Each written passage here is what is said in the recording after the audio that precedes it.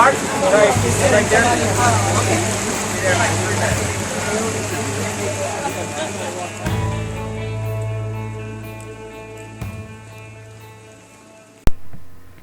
The Individuals with Disability Education Act, otherwise known as IDEA, is a law ensuring services to children with disabilities throughout our nation.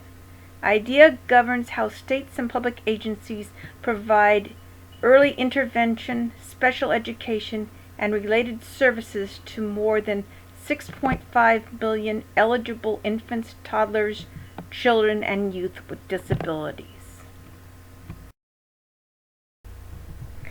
Prior to 2004, families would have to go into different courts to plead their case to get the provisions that they needed for their student. And in 1982, the case of Hendricks Hudson versus Rowley made the first decision of free appropriate public education in the least restrictive environment.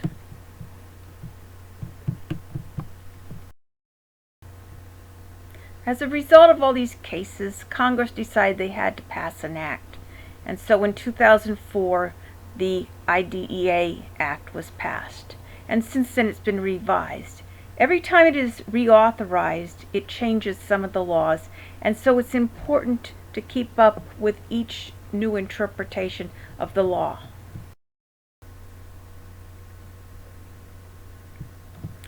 In 2010, when Congress looked at the act, they decided they wanted to look at the purpose, to build systems for improving access for assistive technology devices for individuals with disabilities.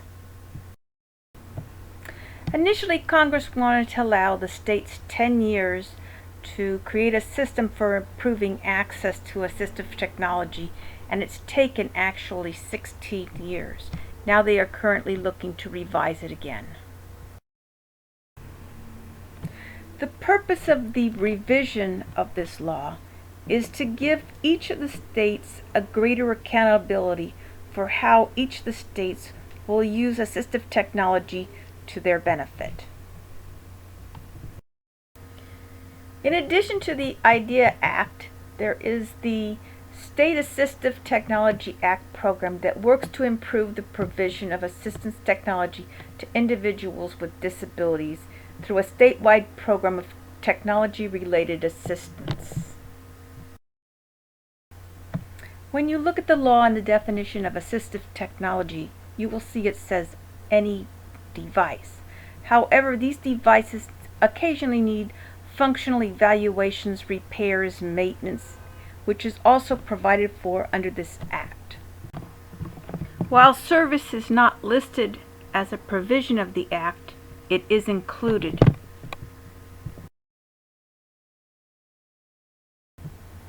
As with many laws and acts, there has to be the provision made to fund it.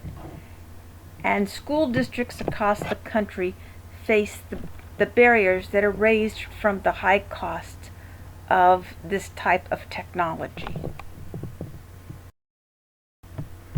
So how are these programs funded? Well, school districts are the primary providers, but it's followed by government programs, insurance companies, rehabilitation and job training programs, and donations. School districts will often respond to a mini-grant process because it can be used to yield increased funding in a minimum amount of time, and the effort that goes into it is relatively simple and straightforward. These mini-grants are sent to local or regional service organizations or foundations for the purpose of funding a specific piece of equipment or doing a project. The largest provider of assistive technology is Medicaid/ESPDT that will cover a child up to the age of 21. This is a provision that's made under Code 42 U.S.C. Section 1396, subsection A25.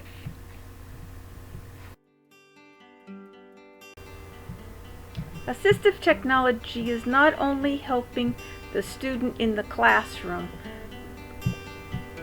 but it's changing the role of teachers also. Teachers have mastered certain skills that educators in the past never had to consider.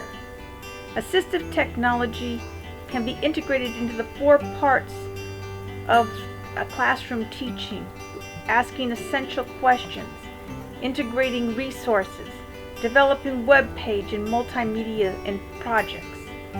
The future is about accessing globally students from all different walks of life into a learning and collaborative unit, both locally and globally.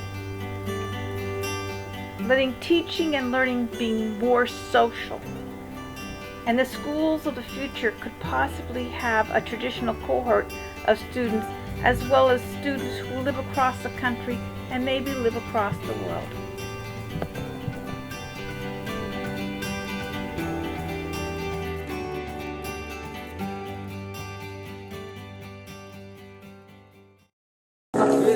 This concludes my presentation. Thank you for watching. I hope you have a great summer, and I'd like to leave you with this.